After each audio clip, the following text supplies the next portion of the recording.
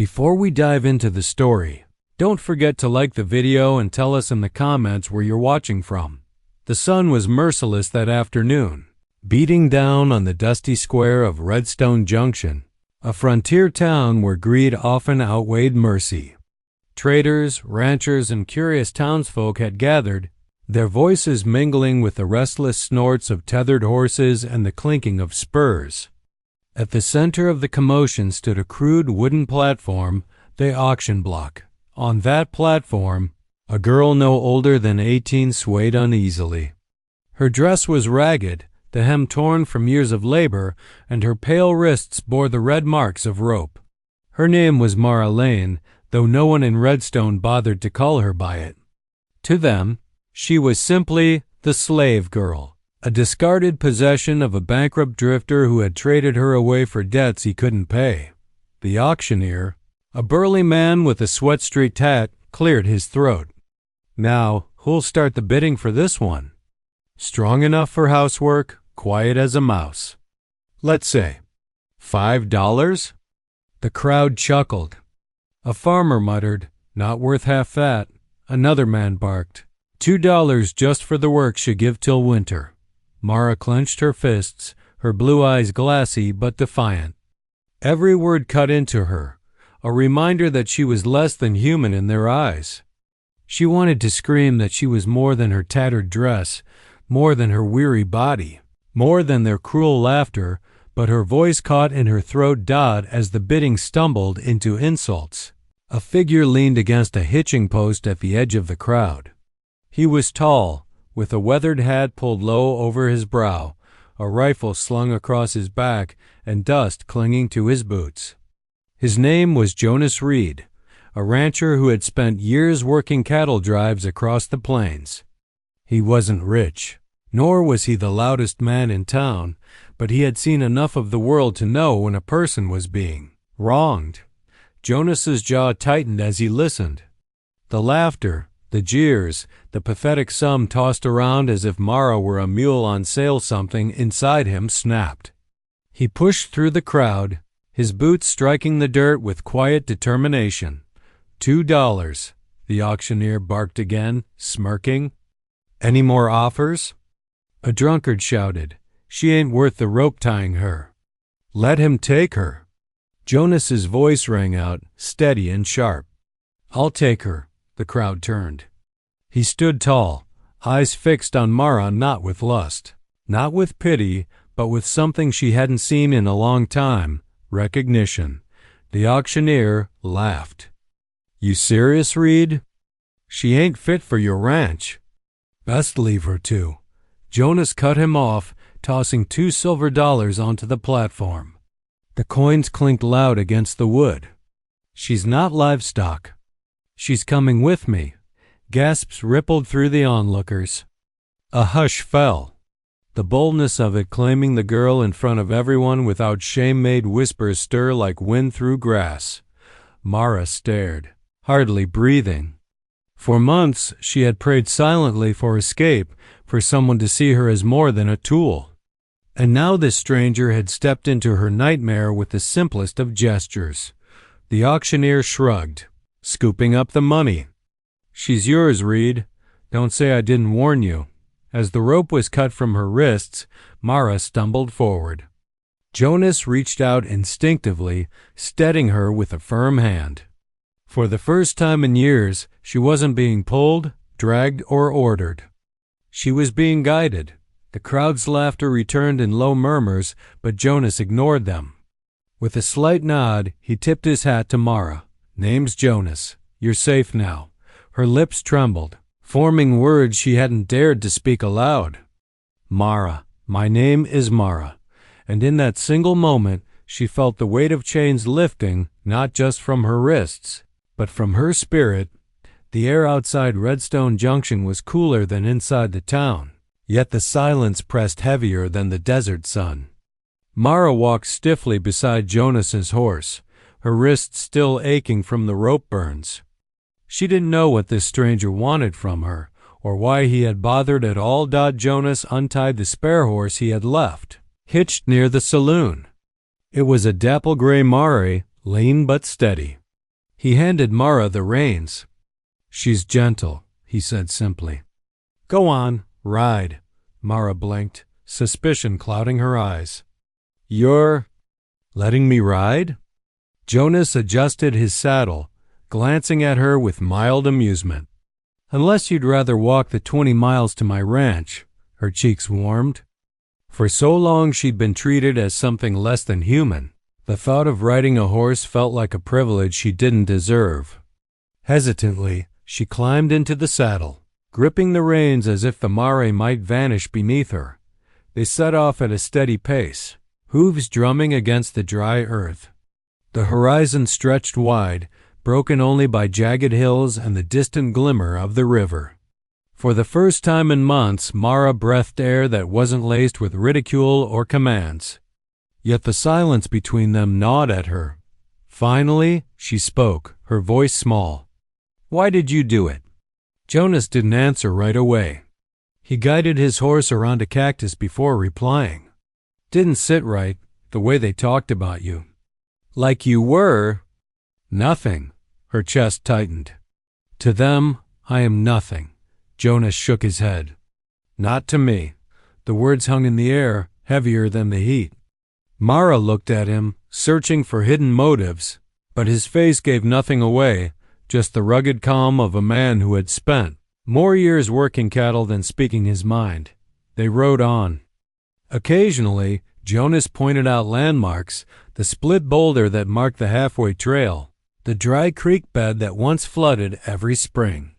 He spoke plainly, not to fill the silence but to help her find her bearings. Mara listened, tucking each detail into memory like small treasures dot as the sun dipped lower, painting the sky in streaks of crimson and gold. Jonas finally slowed. "We'll camp here tonight," he said, sliding off his horse. Mara stiffened. "Camp? Outside?" He gave her a puzzled look. "What, you think I've got wings to fly us home before dark?" Despite herself, a nervous laugh slipped from her lips. Jonas arched a brow, clearly pleased to see some crack in her guarded silence. He handed her a canteen. "Drink. You'll feel steadier." The water was warm, but it washed away the dust in her throat. She sat on a rock while Jonas built a small fire. The crackle of flames brought memories rushing back, nights when she had cooked meals for men who never thanked her. Nights when firelight meant danger rather than safety. Jonas handed her a piece of jerky. "Ain't much, but it'll keep you on your feet." She accepted it cautiously, nibbling at the tough meat. He ate without ceremony, eyes scanning the horizon as though expecting trouble. After a while, Mara spoke again, her tone tentative. "You could have walked away today. Saved your money. Why risk me?" Jonas stared into the fire, his voice quiet but firm. "Because I've seen men lose their souls chasing money. And I won't be one of them. Not while I can help someone stand again." Mara's throat tightened. No one had ever spoken of her like that, not as a burden, not as a slave, but as someone worth standing. The fire popped, sending sparks into the night. She hugged her knees, torn between fear and a fragile, aching hope. Jonas leaned back against his saddle, tilting his hat over his eyes. "Get some rest, Mara," he murmured. "Tomorrow, you'll see the ranch. Maybe it'll feel like a new start." She lay down a short distance away, the earth cool beneath her. Sleep didn't come easily, but as she watched the firelight dance across Jonas's steady form, a thought whispered through her mind. Perhaps fate had finally handed her more than chains. By dawn, the plains shimmered with silver mist. Mara stirred, stretching stiff limbs from her uneasy sleep. Jonas was already awake, crouched by the fire pit, stirring the last embers into ash. He moved with quiet efficiency, saddling the horses before she could even rise fully. "Eat." He handed her a biscuit, dry but filling. "Long ride yet?" she accepted, chewing slowly, her mind racing with questions. Where exactly was he taking her? What sort of place did he live in? Would she truly be free there, or was this kindness only temporary? By mid-morning, the endless plains broke into rolling hills dotted with cedar and oak. Birds wheeled overhead, and the sound of a distant creek carried on the breeze. Jonas rode ahead, his posture relaxed but alert. Finally, he slowed and lifted his hand toward the horizon. "There," he said. Mara followed his gaze. Nestled in a wide valley lay a spread of land fields of grass swaying like green oceans. A wooden barn painted red though weathered with age, and a modest ranch house with smoke curling from its chimney. Her breath caught. She had known barns, kitchens, and sheds where she labored until her back broke, but this looked alive. The fences were mended, the animals well kept, the land cared for with pride rather than greed. "This is yours?" she asked, incredulous. Jonas nodded. "Built it up after the war. Hard years, but it holds." He glanced at her. "Now it's home for both of us if you'll have it." The words struck her like thunder. For her, a girl who'd been traded like cattle? She swallowed hard, unsure how to answer Dot as they approached. A wiry old man waved from the barn. His hair was white as milk, his eyes sharp despite his age. "Jonas, thought you'd be gone another week," he called. Then his gaze shifted to Mara, curious but not unkind. "And who's this?" Jonas dismounted, patting the man's shoulder. "This is Mara. She'll be staying with us." The old man raised a brow but said nothing more, only tipping his hat to her. Mara, unused to such small courtesies, mumbled a shy hello. Inside the ranch house, the air smelled of cedar and bread. The walls were simple but warm, lined with shelves of books, a rifle rack, and a quilt draped across the sofa. Mara stood frozen at the doorway, afraid to step further as though the floor might reject her. Jonas noticed. He set down his saddlebag and spoke gently. "It's just wood and nails, Mara. What makes it home is the people in it. And you belong here as much as I do." Her chest tightened. She wanted to believe him, but doubt clung like a shadow. Over the next hours, she helped carry supplies from the wagon and fetch water from the pump. Every task felt different here, no shouting, no blows when she moved too slow. Jonas worked alongside her, his sleeves rolled to his elbows. Sweat shining on his brow. At one point, she paused, whispering almost to herself, "You don't treat me like a servant." Jonas wiped his hands and looked at her squarely. "Because you're not." The simplicity of the words left her trembling. She had been told the opposite so many times that hearing them now felt unreal. As evening painted the sky in lavender hues, Mara stood on the porch, watching the cattle graze in the distance. The old man hummed a tune while mending a harness. Jonas joined her, leaning against the railing. "You'll find your footing here," he said. "It won't be easy, you've carried a heavy weight. But no one will chain you again, not while I breathe." Mara turned to him, words caught in her throat. For the first time in years, her heart whispered a fragile truth. Maybe she wasn't meant only to survive. Maybe she could live. 2 weeks passed, each day slipping into the next like threads in a quilt. Mara slowly found her rhythm at the ranch. She learned how to gather eggs without startling the hens, how to grind cornmeal at the millstone, and how to carry water without spilling half of it on her skirts. The old man, Mr. Harlan, gave her quiet tips, never mocking her clumsiness, and Jonas worked beside her as though she had always been part of their household. And yet, Mara couldn't shake the feeling that the world outside those fences waited with judgment. That truth struck when Jonas rode with her into Redstone Junction for supplies. The town looked the same, dust swirling along wooden sidewalks, children chasing each other near the well, merchants shouting prices from their storefronts. But this time Mara wasn't led in by a rope. She walked freely beside Jonas, carrying a small basket. The whispers started almost at once. "Isn't that the girl they sold?" A woman hissed, clutching her shawl tighter. "Can't believe Reed brought her back here," muttered a ranch hand, spitting into the dirt. $2, wasn't it? Guess that's what she's worth, another snickered. Heat crawled up Mara's neck. She kept her head bowed, gripping the basket until her knuckles whitened. Jonas noticed. He stopped outside the general store and faced the crowd with a cool stare. "You've all had your fun," he said evenly. "But if any man here speaks her name with disrespect again, he'll answer to me." Silence followed. No one moved, though glares lingered like stubborn stains. Jonas turned back to Mara as though nothing had happened. Opening the store door for her inside, she whispered, "You shouldn't have done that." "Why not?"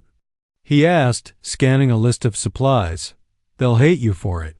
"For defending me," Jonas shrugged. "Let them. Their hate doesn't feed my cattle or fix my fences. And it sure as hell doesn't tell me who you are." Her chest tightened. His words were like warm rain on parched soil, yet the doubt remained. Could kindness like his really last?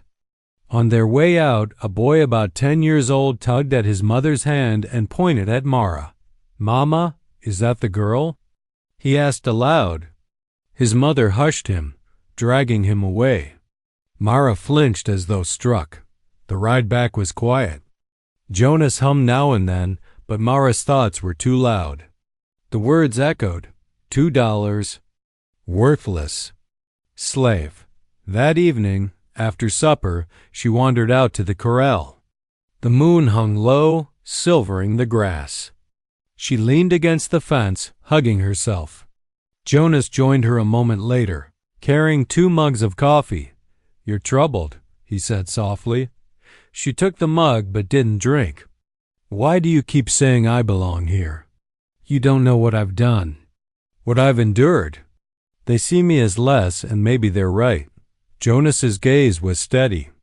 "Mara, I don't care what they see. I care what I see. And I see a woman who hasn't broken, no matter how much the world tried to shatter her.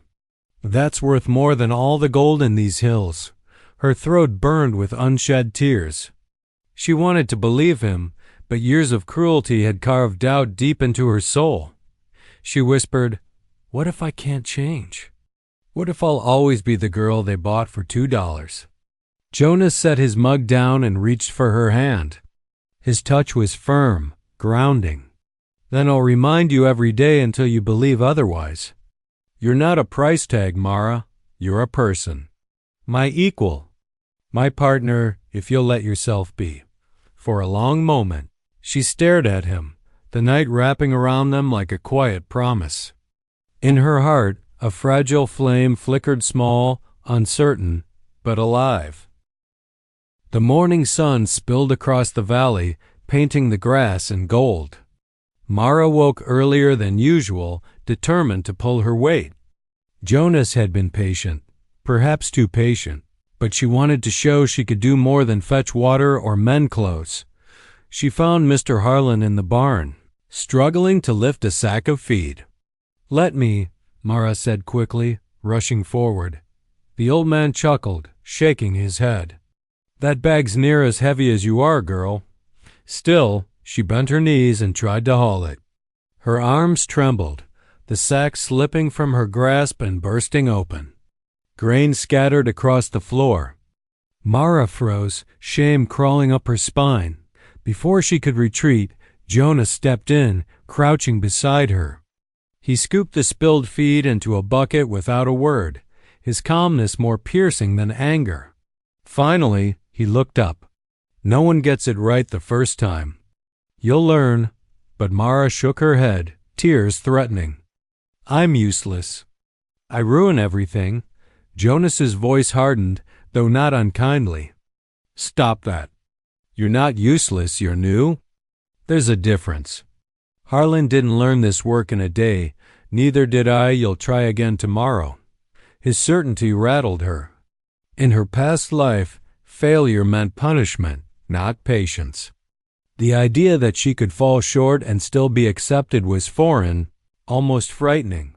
That afternoon, fate tested her again. A sudden bellow split the air. The cattle had broken the fence, spooked by a coyote slipping too close. A dozen steers surged into the open field, hooves pounding like thunder. Jonas grabbed his lasso and sprinted to his horse. Harlan shouted orders, but the animal scattered wild across the pasture. Without thinking, Mara ran to the gate, flinging it wide so Jonas could drive the cattle back in. Dust swirled and panic clutched her chest, but she didn't move. She stood firm, waving her arms to guide the frightened herd toward the opening. A steer barreled dangerously close, its horns glinting. Mara's breath hitched, but she refused to bolt. Jonas rode hard, swinging his rope, and together they funneled the cattle through the gate. When the last steer thundered past, Mara collapsed against the fence, trembling.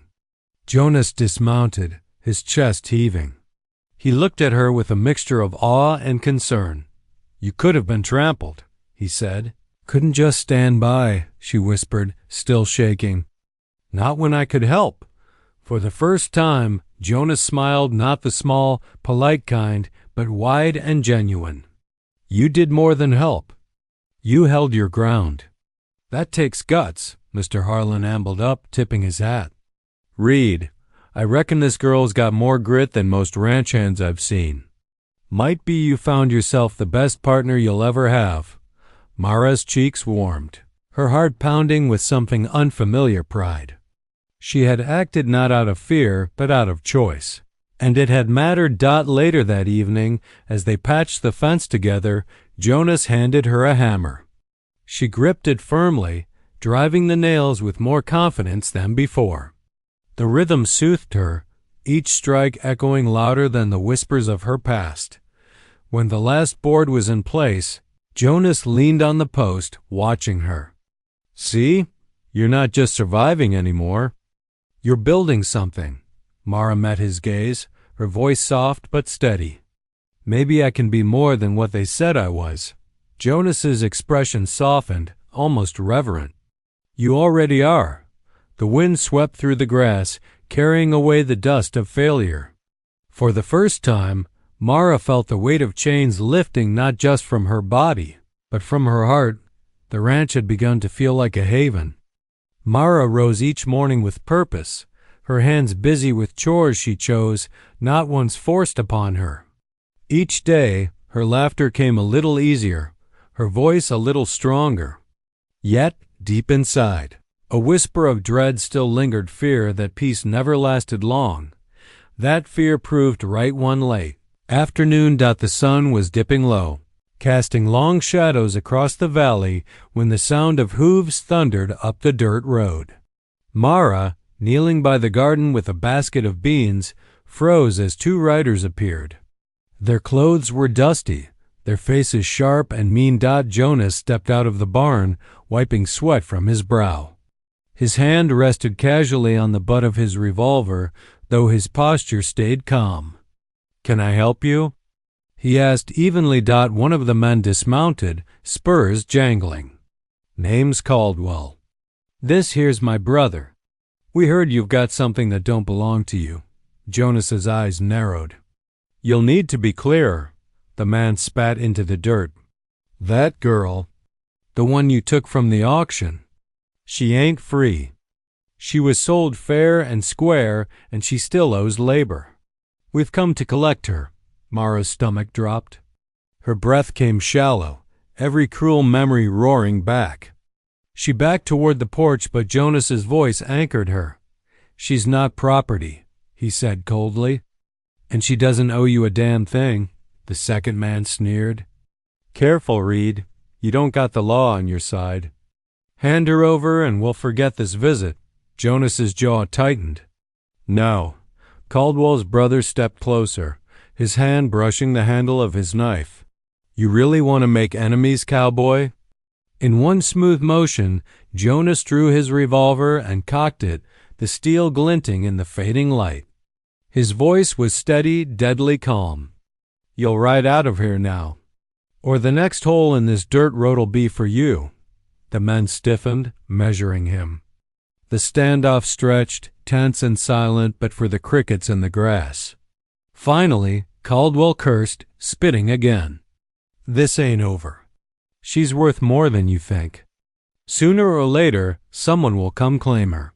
They mounted up and rode off, dust rising behind them. Mara sagged against the porch post, her legs trembling. Jonas holstered his gun and strode to her side. "You all right?" Her eyes filled with tears.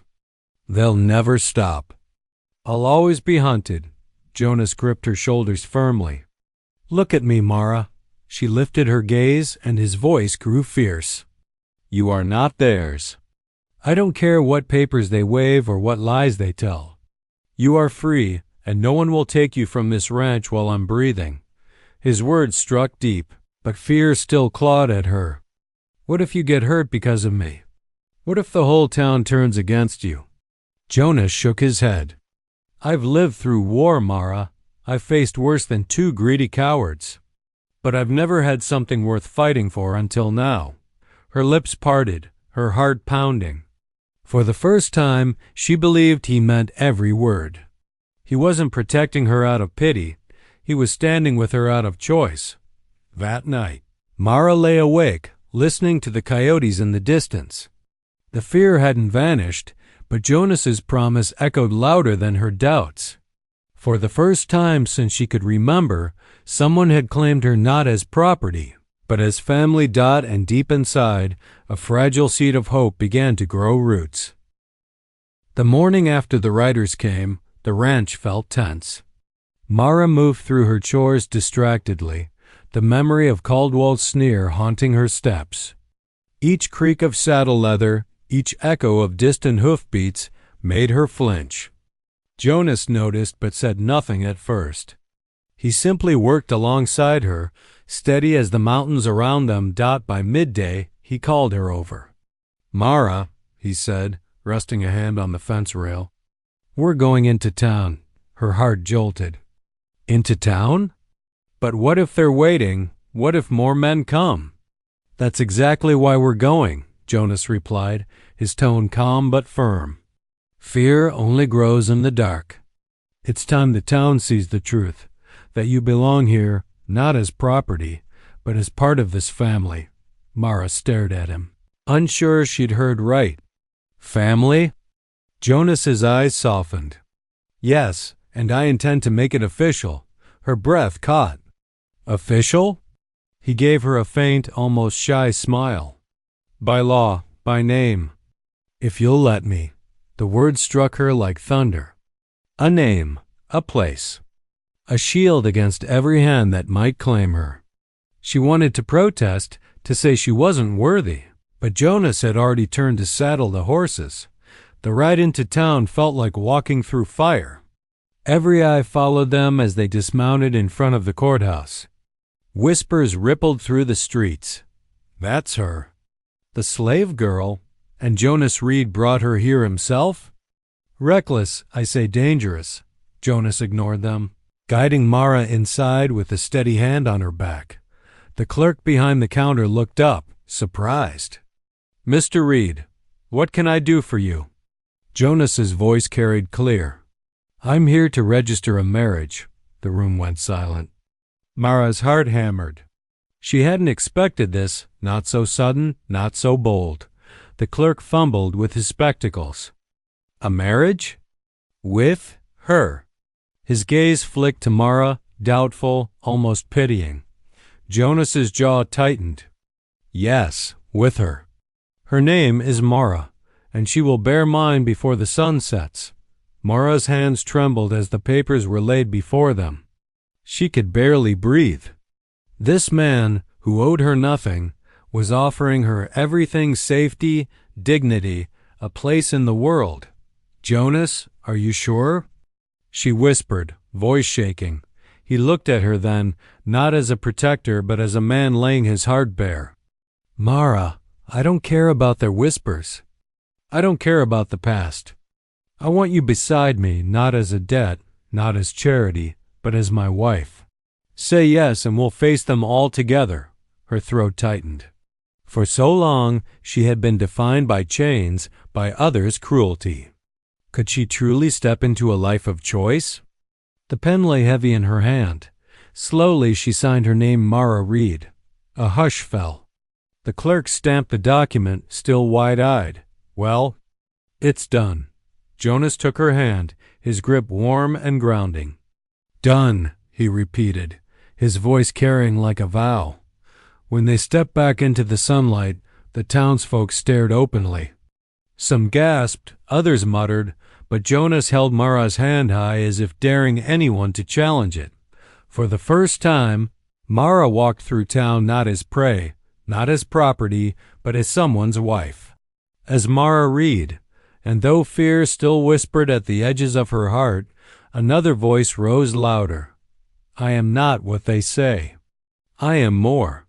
News of Mara and Jonas's marriage spread like wildfire. By the next week, every ranch hand, merchant, and drifter in Cedar Hollow had heard the tale of the cowboy who wed the girl no one else valued. Some scoffed, some admired, but none could stay indifferent, and Caldwell hadn't forgotten it was dusk when the trouble came. Mara was setting the supper table when the sound of hoofs pounded near. Jonas, sharpening a blade by the door, froze and stood. "Stay inside," he told her firmly. But Mara followed him to the porch anyway, her heart in her throat. 3 riders emerged from the dust, Caldwell, his brother, and another rough-faced man. They dismounted with purpose, guns glinting at their sides. "You made a mistake, Reed," Caldwell sneered. "You think a piece of paper changes anything? She's still worth money. And money's what we've come for." Jonas stepped off the porch, steady as stone. "You'll get nothing here but lead in your gut if you try." The men laughed darkly. "You can't protect her forever. You'll slip, and we'll take her back." For a moment, silence stretched. Then Mara did the unthinkable. She stepped forward. Her voice shook, but her words rang clear. "You won't take me. Not now. Not ever. I am Mara Reed, and this is my home." The declaration startled even Jonas. Caldwell's grin faltered. Big words for a girl who was sold like cattle. Mara's eyes burned, but she held firm. "That's who I was, not who I am. You can't chain me again. Not while I have a voice, and not while Jonas stands with me." The standoff teetered. Jonas's hand hovered near his revolver, but it was Mara's courage that unsettled the men. For the first time, they saw not a frightened girl, but a woman with fire in her spirit. Finally, Caldwell spat into the dirt, his face twisting. "Not worth the trouble," he muttered. With a sharp gesture, he mounted his horse. His companions followed, though not without casting one last venomous glance. Dust swallowed them as they rode away, leaving silence in their wake. Jonas turned to Mara, astonished. "You didn't listen when I told you to stay inside." Her lips curved into a trembling smile. "No, because if I hide, they win. And I'm done hiding." He studied her for a long moment, then nodded slowly. "You're braver than most men I knew in the war." That night, supper sat forgotten as they talked by the fire. Jonas admitted the truth, that marrying her wasn't only to shield her. He had grown to need her laughter in the mornings, her quiet strength in the evenings. She made the house a home, something he hadn't thought possible again, and Mara, with tears slipping silently down her cheeks, confessed that for the first time in her life she felt like she belonged somewhere. Not because she was claimed, but because she was loved. Days turned into weeks, and the whispers in town softened. Some still judged, but others began tipping their hats respectfully when Mara passed, calling her Mrs. Reed without irony. On the ranch, she thrived planting flowers along the porch, stitching curtains, tending the animals with a gentleness that made them calm beneath her hand. Each evening, as the sun dipped low, Jonas would sit beside her on the porch, their silence filled with more peace than words could hold. One night, as the crickets sang and stars lit the prairie sky, Mara leaned her head on his shoulder. "Do you ever regret it? Marrying me?" she asked softly. Jonas pressed a kiss to her hair. "Not for a second. You were never worth only $2. You're worth a lifetime." Mara closed her eyes, letting the words settle deep. Her story had begun in chains, but now it was written in freedom, love, and a name she could call her own. And in Cedar Hollow, the tale of Mara Reed and the cowboy who defied the world became more than gossip, it became legend.